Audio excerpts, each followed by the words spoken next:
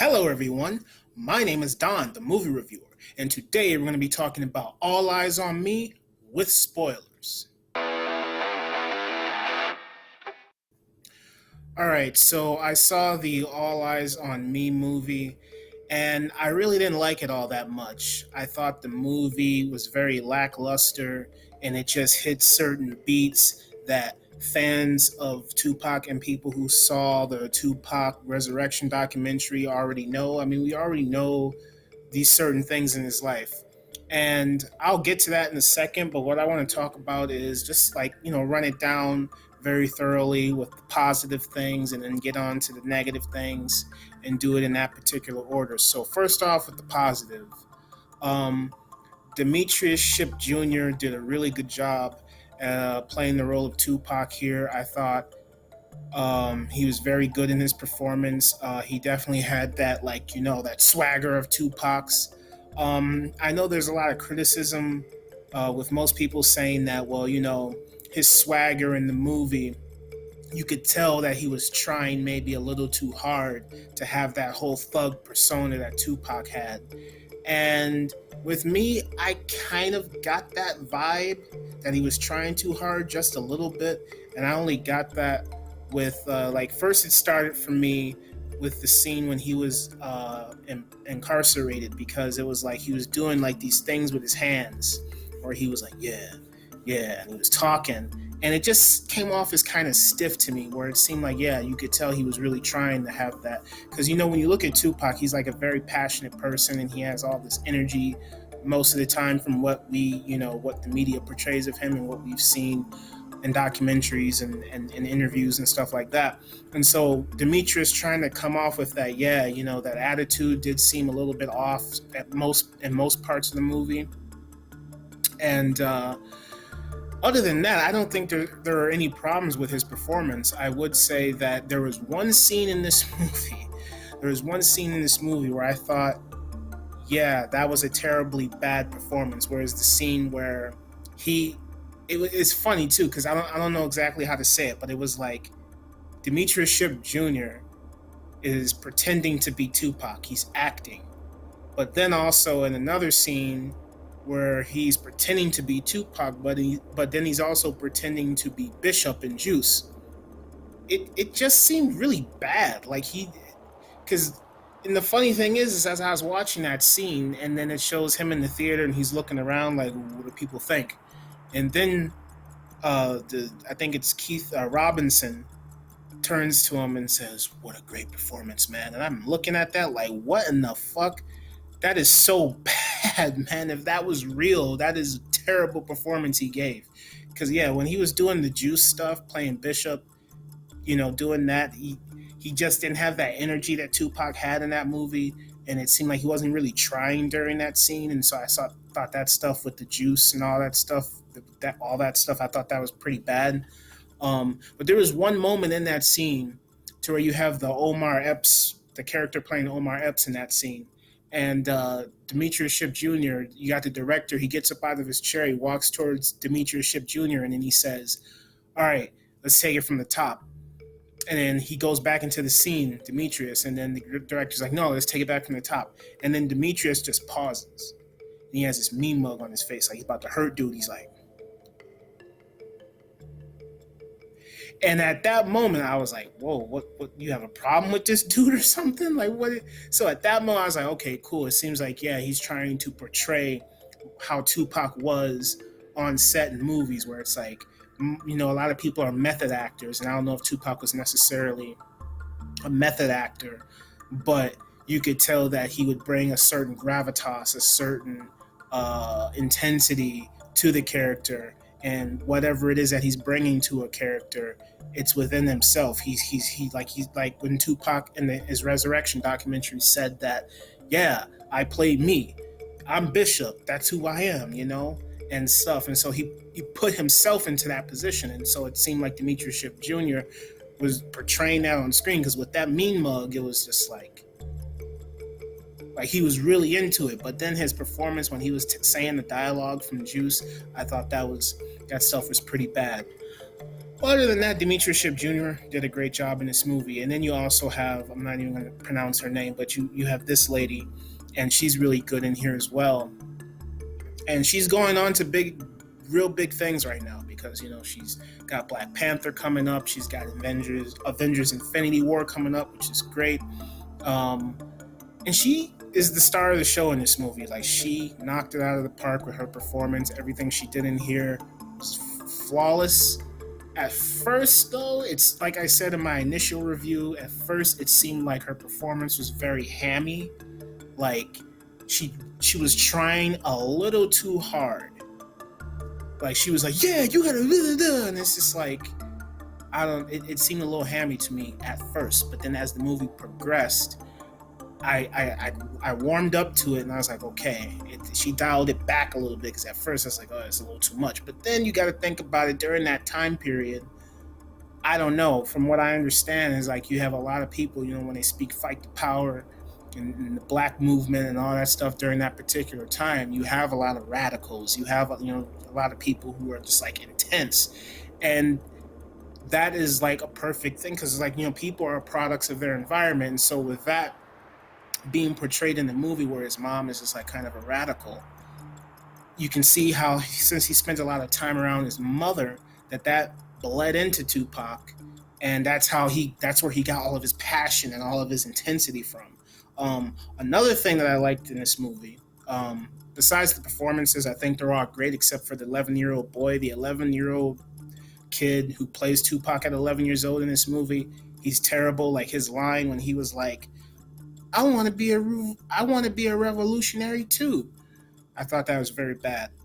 He delivered that line so poorly. But other than that, I mean, with that scene, another positive thing is in that scene, there was a moment because I know that I think in the documentary in Tupac Resurrection, there was a moment where Tupac was like, "Yeah, I can't remember where I got that. I think it was from the documentary where Tupac says, "Yeah, my mother made me and my sister read the paper, catch up on our what's going on in the community and in the world and in the neighborhood and all this stuff."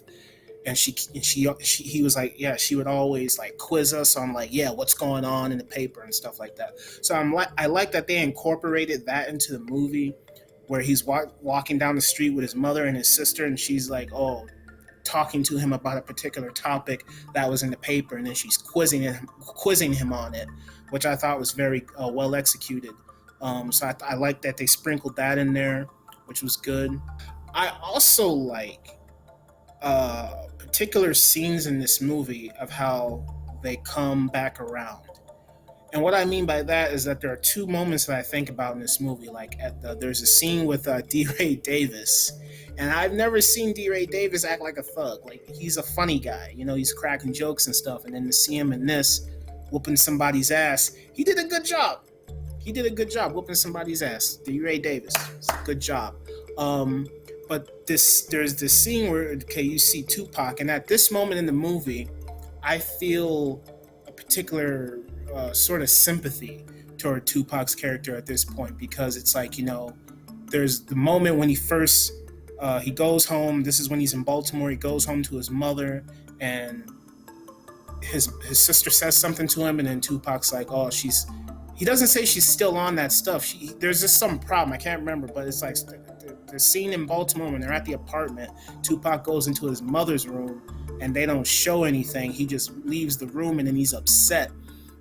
And then it's like at that moment, I'm like, oh yeah, she's doing drugs. The movie doesn't just come out and say it. They kind of like build up to it.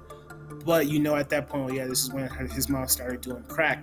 And so D. Ray Davis comes in, and then Tupac and him go outside, and then D. Ray Davis gives Tupac some money, I think, and then D. Ray tells him, oh yeah, you need anything, you let me know. And this dude walks by them, and then D. Ray just grabs this dude, starts whooping his ass and shit, and you see Tupac just standing there watching this. And of course, he's not gonna help the dude because the dude, he don't know what the dude did to get his ass beat, but hey, that's his business, whatever. And you see D-Ray whooping his ass, and he's just staring at the dude. And it's like these are like negative influences that are surrounding him.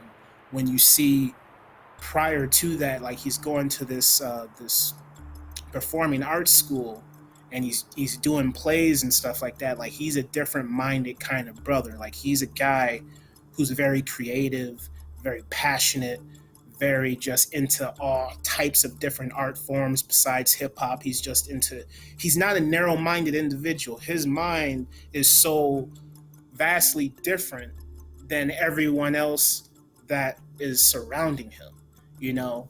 And I know in particular situations, especially for myself, when you grow, I don't know about Tupac, but for myself, it's like when you grow up in a particular environment to where you know you're not like these other people. You're like, yeah, I'm different.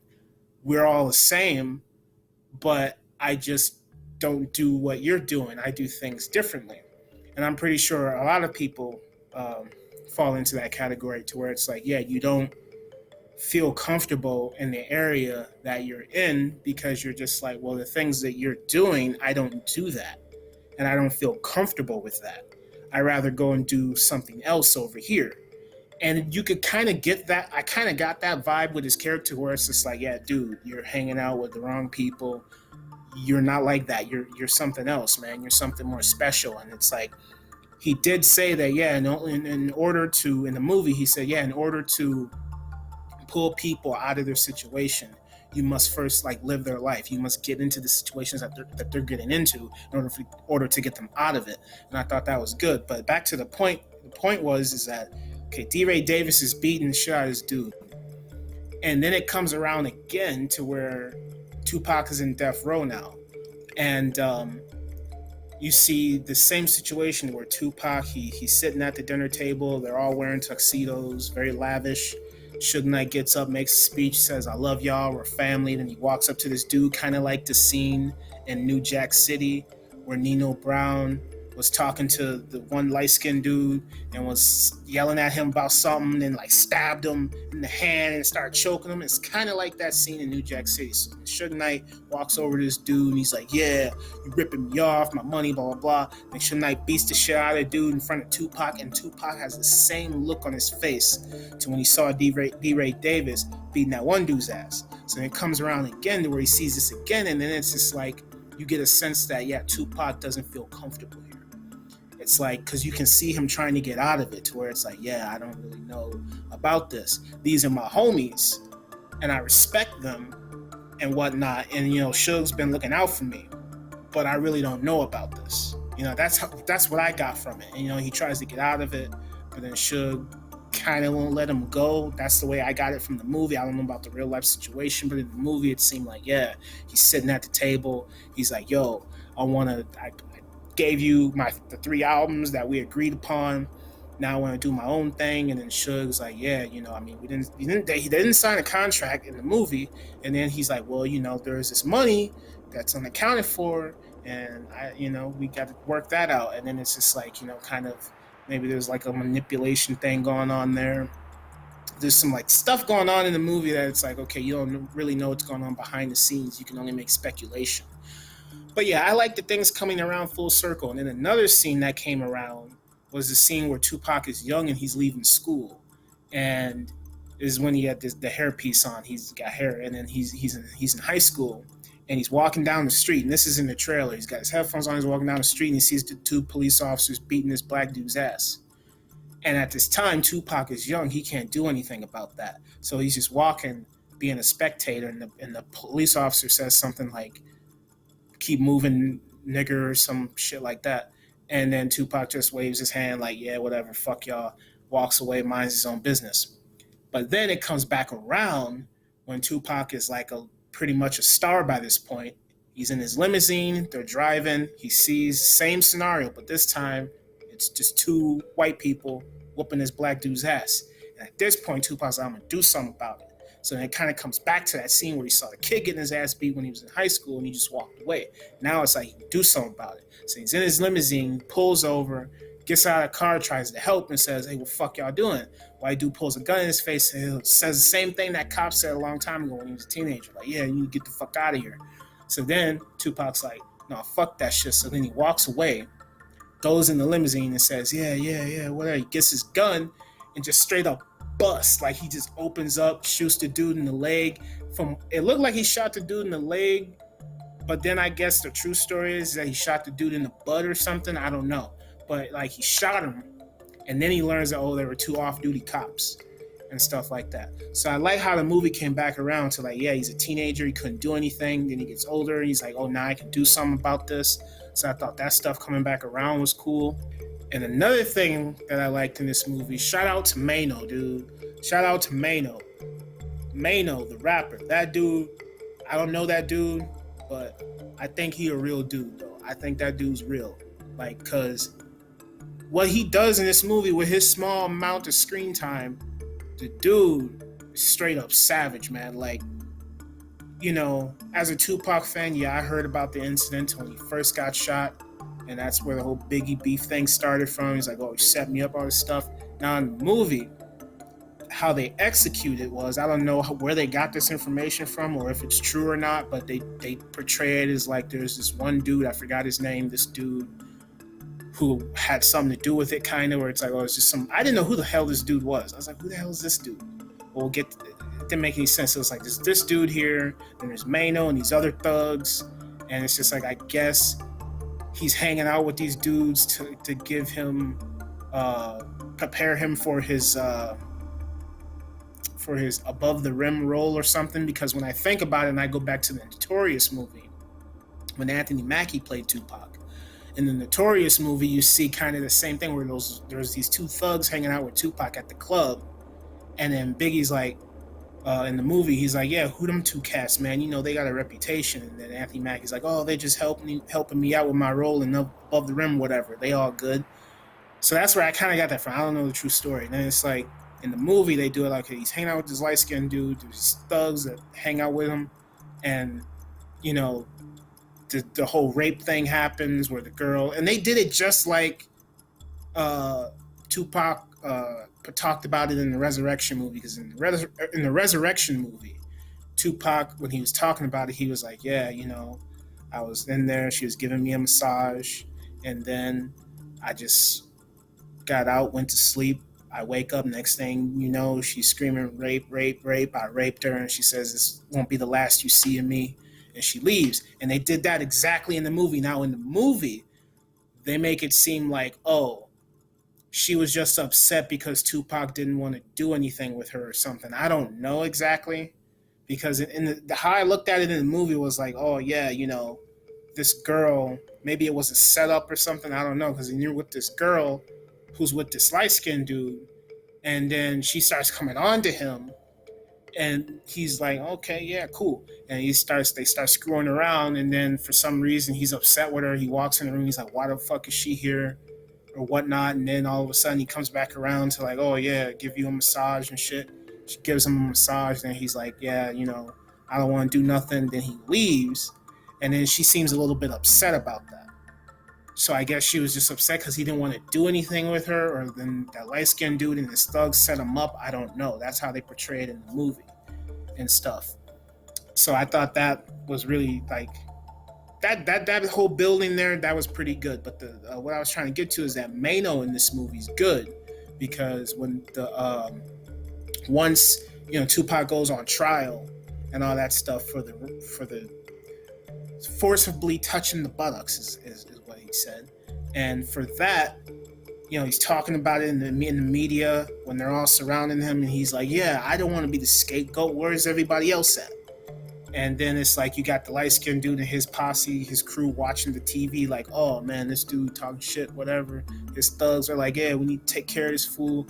And then he's like, nah, you ain't gonna do nothing. Then he walks away. Then Mano and his people are like, yeah, we're gonna do something to this cat. So then they show the whole thing goes to Quad Studios. Mano and his people, he's like, it's funny, he's like reading the paper and shit, and then he puts the paper down, and then he just pulls out a gun on Tupac and stuff. And at that moment, I felt that. I really felt that. It puts you in that situation, being held at gunpoint, because then it's like Tupac falls on the ground. Mano pulls out his gun, starts shooting at him, shoots him in the hand, shoots him in the leg. I like the scene because of Mano. I really like the scene because of Mano. Like, Mano in that scene to me was vicious. He was savage. And I feel like Mano is what put the energy into that scene. I feel like, honestly, if Mano wasn't in that scene, that scene wouldn't have worked. Because to me, I feel like it should have been more gritty. Because, like, yeah, it shows Tupac getting shot in the hand and in the leg and all that stuff, but it should have been, like, raw. Like, like, uh, like Menace to Society kind of raw. Like, when you see Kane get shot, or in Boys in the Hood, like when you see Ricky get shot in the back and then you see a blood splat when they used the squib and stuff like that. I don't think they did that here. But it should have been raw and savage, like boom, you see him get shot like up close, personal, and they did that. But I feel like it just wasn't gritty enough. But anyway, I feel like Mano is the person that sold that scene because you believe that he's pissed and you believe that this dude is gangster and he's just shooting this dude straight up. I thought Mano was perfect. Mano definitely put the energy in that scene. I thought that scene where Tupac got shot at Qual Studios was good, and then also I like the scene to when because at this moment it's building because as a fan I know, especially watching the Tupac Resurrection documentary, I know that from the interviews and stuff where Tupac was describing the entire situation. So in the movie, it's like that's running. I'm watching the movie, and then that whole scenario is running in my head, and I'm like, okay, what's gonna happen? So they pick up Tupac and they put him in the elevator, and then they go up to the studio, and then he's sitting there, and he's like dazed and confused and disoriented. From the account to when you read the source article, Tupac says like, oh yeah, people were just this person was standing away from me. This person didn't look at me. Uh, all this stuff was going down. So in the movie, it kind of portrayed that like, oh, this dude just standing over there sipping his drink. Biggie's looking like, kind of maybe in Tupac's head, he's like, oh, you're not dead or whatever. And so I like that moment how they just portrayed it from Tupac's perspective, where it's like, yeah, dude. And they also kind of portrayed it from Puffy and Biggie's perspective too, to where in the interview, Puffy was like, yeah, when you get shot, it's like your mind is spinning, all this stuff. So they did portray both sides in the movie, to where it's like, yeah, Tupac just got shot. He's dazed and confused. He's only noticing things that he wants to and stuff like that. So I thought all that was good. I feel like they really built the relationship between Tupac and his mother really well. Like, the scene where she's buying the crack and he slaps it out of her hand, like, yeah, I don't want you on the shit no more. And she's like, I'm your mother. Don't talk to me like that. Come back here and stuff. All that stuff was good. But the scene that made me cry is the scene where Tupac, he's incarcerated for the first time, and his mother comes to visit him, and then she is in front of him, and then she holds his hand, and the corrections officer's like, oh, you can't be touching each other and stuff like that. And she's about to cry, and then she looks at him and she's like, yeah, you got to get through this and all this, let me see your spirit, all the stuff you hear in the teaser trailer that they released last year. And as soon as she walked out of there and she's making that walk towards the gate where she signs out and everything, they played Dear Mama. And that scene, as soon as all of that went down, I was tearing up. Like my eyes were watering, man. Like for real, my eyes were watering. I felt that moment. It was good, very good, touching scene. It played out perfectly. They ironed it out. It was a great scene. There was another scene that involved when Tupac was in Death Row that I liked, where you have Demetrius Shipp Jr. and he's walking through the hallway in Death Row Studios, and you got Suge Knight leading this one guy into this room, and Suge Knight's being all cool with him, like, yeah, dude, and then they put him in this room and they start beating this dude's ass. And then Tupac just standing there like, oh shit, and then he's laughing like, oh, that dude got his ass whooped. But then later on, you fast forward a little bit, you see Tupac kind of scared because then it's like Suge Knight. I forgot what it was about, but then Suge Knight. This is right after Tupac was like, "Oh yeah, I want to do my own thing," and then Suge was like, "Well, yeah, you did your commitment, but there's this money, and so I can't just let you go like that." Basically, is what he was saying. And then so there's a moment where Tupac and Suge are like walking down the hallway. Suge's got his arm on Tupac, like, yeah, brother. And then Tupac kind of nervous. He's like, oh man, I'm about to get my ass whooped. And that's what I thought too, because then it's like, oh, they're about to go through the same room where dude got his ass beat, where Suge lured him into. And then he's about to walk through the door, and you see this other dude watching Pac, and Pac's like, man. And then he walks through the door, and then you think, oh, he's about to get his ass whooped. But And then nah, that's when these people are standing there, oh, Death Row East and all that stuff. And so I thought that tension filled moment was cool. And I don't know if they tried to, like, I know a lot of people say, oh, they try to make Suge Knight be the villain in this movie. And I would say that that's true. And I kind of also feel that they made Suge seem like the person that set him up. Like, yeah, his Tupac's death is still unsolved and all this, and there's all this speculation. And I don't know exactly what happened because I wasn't there. And I was a kid at the time, so I can only give my 2 cents about what I saw in the movie. And in the movie, it made it seem like Suge Knight was behind it, in my opinion, because then you got the scene where Tupac's like, yeah, I want to do my own thing. I made my commitment to you. Let me do my own thing. And then Suge's basically saying, no, I'm not going to let you go. And then, he does the luring thing where Tupac is kind of afraid, but then he's like, oh, I'm going to give you Death Row East and we're going to do a collab because I don't want to let you go because I'm making so much money on you, which is what it seemed like in the movie. I don't know what the personal relationship was like, but in the movie, it seemed that was the case. And then so Tupac, I guess, I don't know, maybe being afraid of Suge, or maybe in the movie, maybe being afraid of Suge, or maybe just being like, oh, okay, he's got the money. Like in the movie, he's like, yeah, the dude's got the money and I can't get out of it or whatever. And then so then you see this scene where Tupac, before Suge leads him into the room where people are holding the Death Row East sign, Tupac's in this room sitting on this desk smoking a cigarette, and then Suge does his hand gesture like, come over here, from a distance. He's in the hallway and he's like, come over here. And then he's whispering in this dude's ear, and this dude's got a briefcase with him, and he's whispering to dude, and the dude walks away. And then you got the scene with the Death Row East and all that. Then you lead to the ending where he pulls up and then he gets shot and all that stuff. And it's just like, I don't know. The reason why I feel like the movie kind of makes it seem like Suge set him up is because he's whispering secrets to this dude, and I don't know what that pertains to in the movie. Like, it doesn't come back. He's just whispering to some dude like they're doing shady deals on the side or something. I don't know what it is.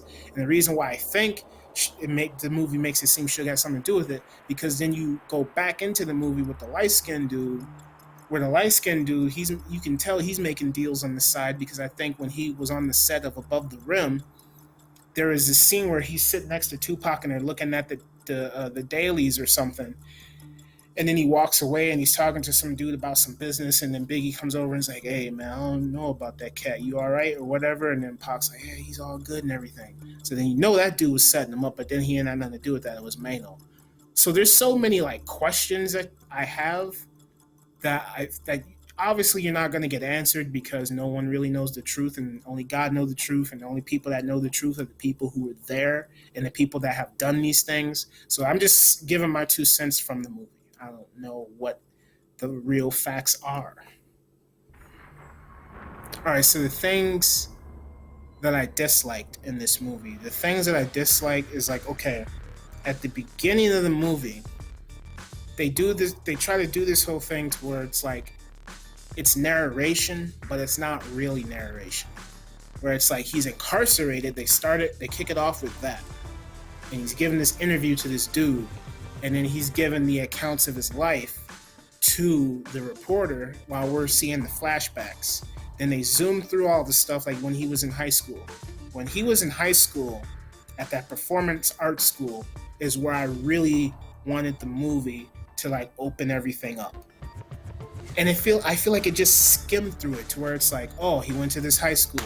He was into doing plays and stuff like that. He was kind of artistic. Then, Jada Pinkett Smith saw what he was doing and liked him all of a sudden. And they start hanging out. Then it's like, oh, you got to leave here. You can't live here anymore. You're going to go to Los Angeles. Then he tells Jada Pinkett, oh, yeah, I got to leave. And then that's the end of that. And it's like, I feel at that moment, it was a perfect opportunity to showcase Tupac and his diversity, his Renaissance personality thing, to where it's like, yeah, the dude was into ballet. The dude was into ballet. And it's funny that I say that, because it's like, you look at Tupac's image before he died. Or no, you look at Tupac's image before he died, where it's like, yeah, thug life tatted on his chest, obscene lyrics sometimes, mostly in his music, all this stuff. You wouldn't think this guy does ballet, but no, he did, man. He did all that. He did Shakespeare, ballet. They say he listened to like punk music, rock music, all sorts of different kinds of stuff. Like you even watch the Tupac Resurrection documentary. It shows Tupac and Jada Pinkett Smith doing a music video to "There's no need to argue, parents just don't understand," and they dance and do that, and they don't even show that in the movie. And they're also in the documentary, they show how Tupac was doing some music for like, an open mic type thing or something, where he's talking, rapping about the political issues that he feels that are against, black society and stuff like that. And they don't show any of that in the movie. They just show, oh, he's into like art, I guess. He does this play, and he's very, and he meets Jada Pinkett, and they just skim through it, and it's just like I really wanted them to open that up. I feel like that could have been a good moment in the movie to show Tupac as like, yeah, he's diverse, he's a Renaissance man. He likes all these different pieces of art. Like he's into many different art forms besides one thing. And the stuff that he did in school is what fed him and gave him his desire to want to just go out and be like, yeah, I want to change the world. I want to spark the brain that will change the world. I want to do something. I want to show the world that, yeah, man, there's all these open these things up or something. I don't know, but I just feel like, yeah, there's so many things that he did in high school. I feel like his moments in high school are such a pivotal moment in his life that the movie just skimmed through, and I didn't appreciate that. I didn't appreciate that at all. I thought they should have opened that up a whole lot more. They should have spent more time with that and showed all of the diverse things that he was into, and they didn't really do that. And in the middle section of this movie, to where he gets his deal with the Digital Underground, I really wanted to see more of his work ethic. Because in the movie, they just portray it, I don't know how it really went down, but in the movie, they portray it as like, oh, I like the setup to it, to where it's like, oh, Tupac is like, I see my mother doing drugs. This is a shitty lifestyle. I want to do something for my mother, give back to her, get her out of this situation, take her to rehab. And the only way I can do that is if I make money. So out of his desire to want to help his mom and get her out of that situation, he's like, I gotta make money, so I'm gonna go holler at Shock G and be like, listen, we need to do something. I need to do my thing. I'm tired of doing all this roadie stuff. And then so it just, propelled from there. And I thought that was cool because it gave him motivation to want to talk to Shock G and put his foot down and say things need to change. And then this is how they changed, and this is how he went to do the same song and all that stuff. I liked that. But then they didn't really dig deep into that. Like, I feel that it was a cool moment to have him on stage after their performance, and he's looking at the mic, like in his head, all the fans screaming, chant his name and stuff, and then that in the movie portrays as like that's what fed him his hunger to be like, yeah, I want to be in the spotlight, I want people to scream my name and all that. And I felt like with that whole thing, that was just too cheap. Like I really wanted them to dig more deeply into that, like show the audience how he strived in that position. Like they don't dig any deeper into what Tupac was doing with the Digital Underground. They just basically scratched the surface to where it's like, oh yeah, he went to the Digital Underground, he met Shock G, he saw something going on with his mom. That's what made him want to holler at Shock G and be like, yo, something's got to change. Then Shock G was like, cool. Then he does the same song, and then he blows up after that.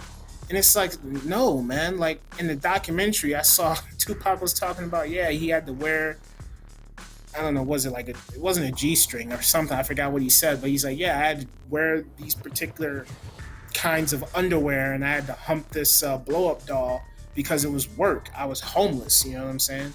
And they didn't show that aspect of the movie. Like, they didn't show Tupac moving from place to place and meeting different people and hanging out with different people and sharing stories with different people, and him having to work his ass off to get to the position that he ended up to when he made Tupacalypse Now and all this stuff. They just skim through it, man. They don't dig deep into it, and that's the thing. They don't build any relationships in this movie.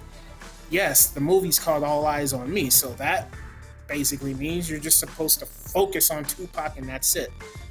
But at the same time, it's just like the cast of characters that are surrounding him are just chess or puzzle or just pieces that are there that don't really contribute to the main character's story. They're just there. The only person that he builds a relationship in this movie with is his mother.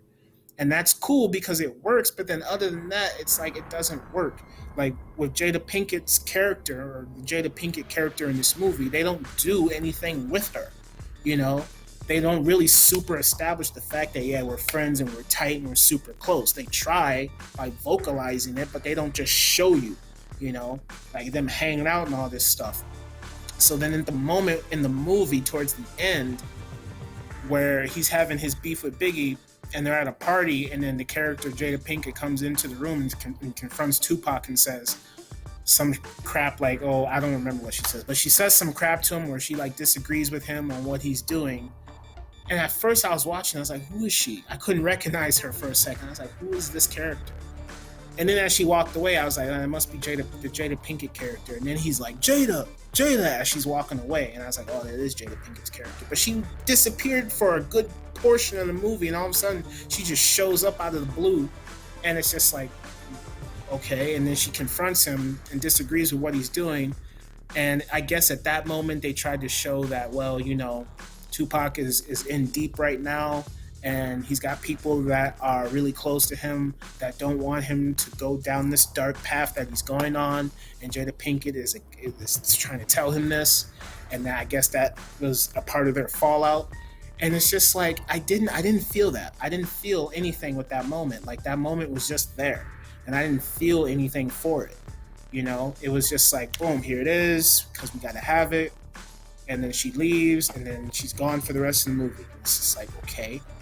Because and that's another thing where it's just like, with her character, like, I will say this, the ending to this movie is terrible. I really don't like the ending to this movie. It's like, yeah, I know he dies.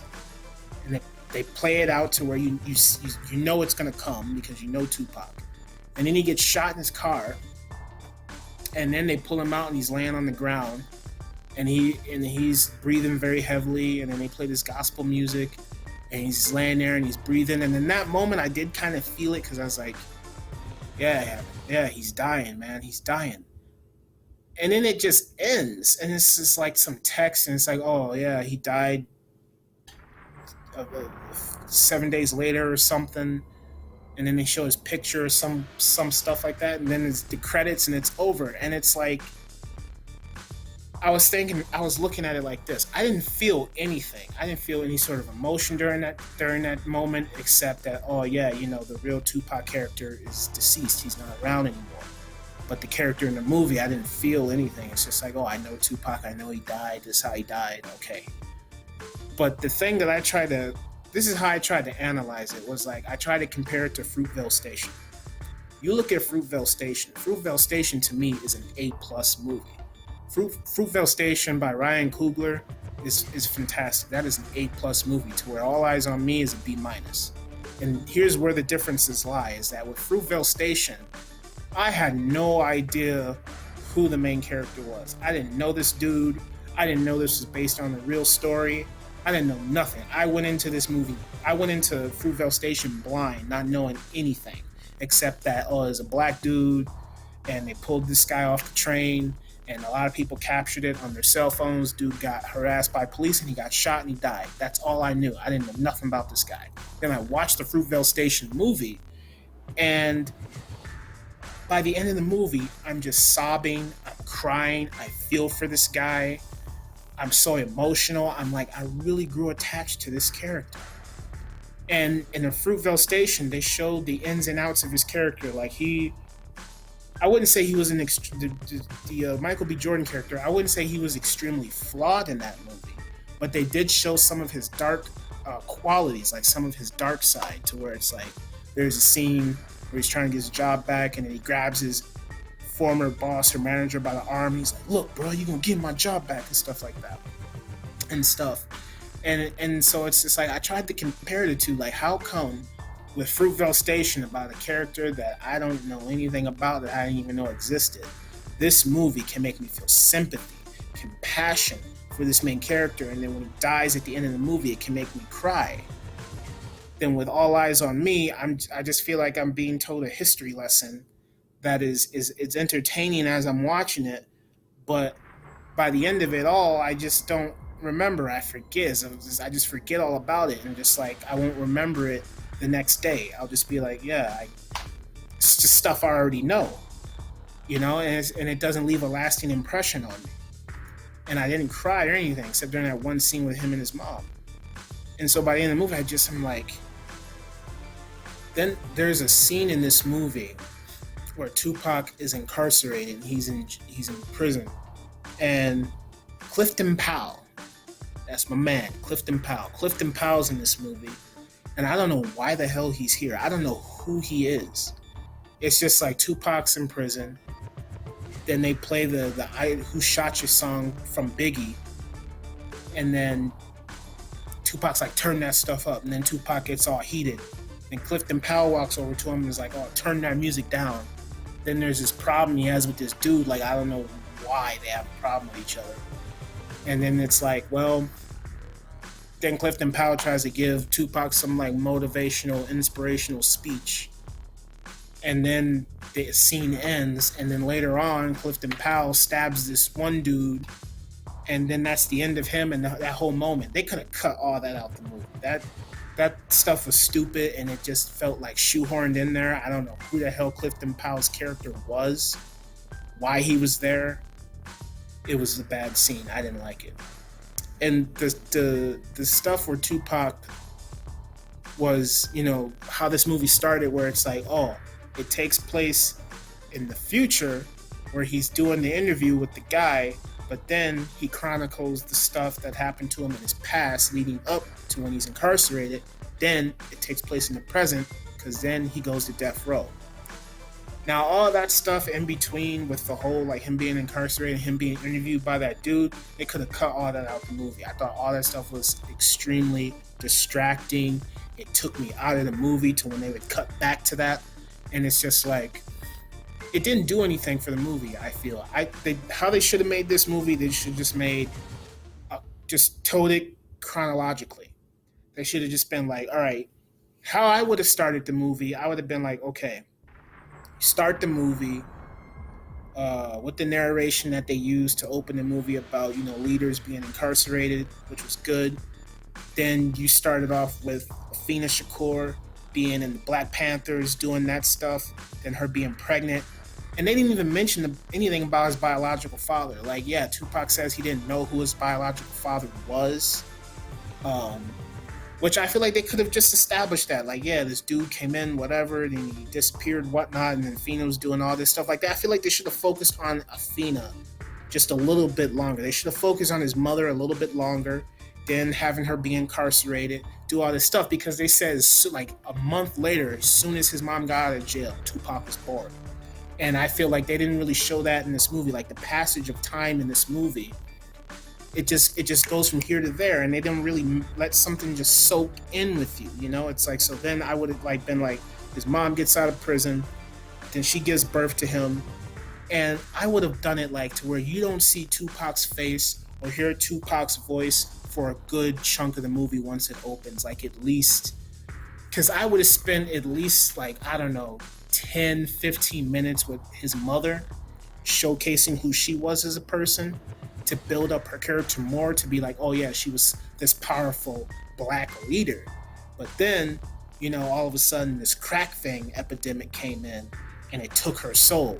And now you see her fall from grace, and then you see Tupac being like, I want to bring her back up to the plateau, And I feel like they could have built that beautifully, which I feel like it was just kind of rushed. I mean, the relationship that he had with his mom was good, but I feel like it was just kind of rushed. Like, oh, let's get through this, instead of being like taking its time. Like, yeah, you saw her fall from grace. Tupac's like, I gotta put you back up there and all this stuff. Let me help you. And it's just like, I would have taken more time to be like, establish who his mother was, and You wouldn't in my movie. If I did this movie, you wouldn't see Tupac's face for at least 15 minutes of the movie, and then when he's a kid, boom, you see his face, him being with his mother, and they don't even establish the relationship with his sister. Like in the movie, they say he has such a close relationship with his sister. They don't even establish that in this movie. It's just like she's in one or two scenes where, like, one scene he walks up to her, he gives her some money, and then that's it. They don't do anything else. And it's just like that really bothers me. They, like I said, they don't establish any relationships that he had with people in this movie. It's just like Tupac's here, then he goes here, then he goes there, then he meets this person, okay, and goes here, and people just come in and out of his life, which is probably what happened in his real life. But he still had a relationship with Jada Pinkett, he had a relationship with his mother, he had a relationship with just so many different people. Like, I remember reading a book called Back in the Day, and I can't remember who it's written by, but I remember reading that whole thing. And they talk about how him and Tupac used to hang out, and it was in New York City, and they'd smoke weed, and Tupac would sleep in the house and all this stuff. And it's a very good book. And in this movie, you don't get any of that. You just get Tupac going here to there to there. You don't see his work ethic or anything. Like, you just see all these different events. Like, you don't see how hard Tupac worked. You don't see how hard how long he would stay in the studio and just smoke weed and write lyrics and do tracks. They just skim through all of that. And it's like the only moment in the movie where you see Tupac is like focused on his work is like when he's in the hotel room with all these naked girls, they're all asleep and he's just writing lyrics. They do that. They don't showcase in this movie how hard of a worker Tupac actually was. How like countless hours he would spend in the studio, how much he would be perfecting his craft. Like, yeah, they have one small little scene to where everyone is tired and sleeping and wanting to leave the studio, and Tupac's like, no, you need to make that shit pop. You need to make that shit sound good and all this stuff. And they do it very briefly. But yeah, the thing that disappoints me with this movie is they don't really dig deep into the relationships that he had with people. And they don't really showcase all the stuff he did in the community. Like in the Tupac Resurrection documentary, they show him at like some community little festival he did when he brought the Bloods and the Crips together and was like, yo, we gonna have a show. We don't want no violence. We don't want none of that, And they didn't even put that in the movie. And it's just like, in the movie, they have Tupac constantly talk about, the community, and we need to uplift our people. And the scene that I do like in this movie is where he's talking about Brenda's got a baby and he's breaking it down. And he's like, yeah, I was reading the paper and then that article just got smaller and smaller and smaller, and we need to make these the issues and stuff. And he was fighting for them to keep the song on the track list. And I thought that scene was fantastic. And they should have more stuff like that. Like, Tupac was so outspoken. Like, when he would even go to community meetings, and he would just yell and scream about, yeah, man, you see all these people out here, man, they look at us as thugs and niggas, man, and we need to start having some shit and stuff like that. Like, they don't do any of that in this movie. They just go from point A, point B, point C. This is what happened. This is what happened. This is what happened. Scratch the surface, move on. And in some of the stuff in the movie, certain scenes do flesh themselves out, like the scene, like I just mentioned, when he's in the contract meeting with the two white dudes at Interscope, and he's talking about Brenda's got a baby, breaking it down to them. That was a good scene. Those scenes, that kind of stuff is good, and they don't really have a lot of that in this movie. It's just hitting certain notes, or like the stuff when he was on trial. Like, I will say I did like the moment in the movie, because it's like he's got all this stuff happening to him, and then he goes to trial, and they're like, well, you need to take the hat off, and he takes the hat off, and then he's got this whole like thing wrapped around his head. I felt that moment, man. I really felt bad for him at that moment, because and it's like, he does have all the eyes on him, and this dude is at a very vulnerable place in his life right now. And I really felt that, because then once he takes it off, everyone starts gasping and everything, and it's just like, dude can't defend himself, man. Dude is emotionally hurt, physically hurt, and all this stuff. And they don't really dig deep into like when he got depressed and everything, because in the documentary they even state that he was going through a great deal of depression. He got so deep into the weed, he was paranoid, all this stuff. and they just kind of just gloss over that, like they have it, but they just skim through it. And like I said in my initial review, I can understand it because it's only 2 hours 20 minutes, and you can only do so much and only put so much money into it. And I just feel like, yeah, if with a better budget, with a bigger budget of like $100 million, $150 million, the same amount of money they gave to Straight Outta Compton, like why is Straight Outta Compton more important than Tupac? I can understand why, because Straight Outta Compton, NWA, you could say, are the pioneers of gangster rap. So they did a lot for the hip hop culture. Versus with Tupac, he was only one man. He's very inspirational. He's a legend, but maybe he didn't do as much as NWA. I don't know. But if I had to choose between Tupac or NWA, I'd choose Tupac over NWA. NWA is cool, but I listen to more Tupac than NWA. But it's not a versus thing. It's all the same thing. Like that's what hip hop needs to do. We all need to compliment each other and be like, yeah, you cool, you tight. If I don't like your music, I don't like your music. It's just I'm not gonna diss you because I don't know you. Um, but I prefer Tupac, and it's just like I don't know why this didn't really get the treatment that it should have got. I feel like if I would have made this movie, I would have done it like this. I would have made it a 3 hour movie, a solid 3 hour movie, just like they did Wolf of Wall Street, a solid 3 hour movie, and I would have played it just like they did the Michael Fassbender Steve Jobs movie, to where it's like you have 3 acts in the movie, and all 3 acts take place in one location. Now, I wouldn't have done it in one location, but I would have been like, okay, for 1 hour, we're going to focus on these 3 acts and these 3 different aspects of Tupac's life. Because, yeah, you can't just get everything in there all at once. So what I would have done, I would have been like, okay, you have Tupac here in his life when he's in high school at the performance arts school. Flush all that out. Flush all the relationships he had with people, all the stuff that he was doing in the arts. Flush all that stuff out. Then have the second act when he's in the digital underground and he's doing his stuff there. He's working, he's being a roadie, he's sleeping on people's couches, he's doing this, he's grinding, he has to work hard, all this stuff. And then you can incorporate all the stuff with his mom, all that stuff going down. Then the third act of the movie, you focus on him and his death row stuff, like, oh, he's doing all this. And then you can look at the movie and be like, how much he's changed. Because I feel that when he was coming up, he's always been the same person throughout his life, but when he was coming up, he was more political. He was more outspoken and more out there and more just like full of heart. Then somewhere along the line, he started getting angry. So then he goes to death row, and that's when he kind of changes. He goes a bit more dark because he's getting more frustrated. And all this stuff is really getting to him. He's very emotional. So then show that showcase to where it's like, yeah, he was this kind of person, and by the end of the movie, he's a completely different person. And you feel that. You're like, man, what happened, dude? Like, this dude was this way, he was doing these things, now he's doing this, and all this is what happened, you know what I'm saying? Like, make us feel that, and I didn't feel that. I just feel like this movie just went, here you go, here we go, now here we are. And then it was over, and I was just like, that's it?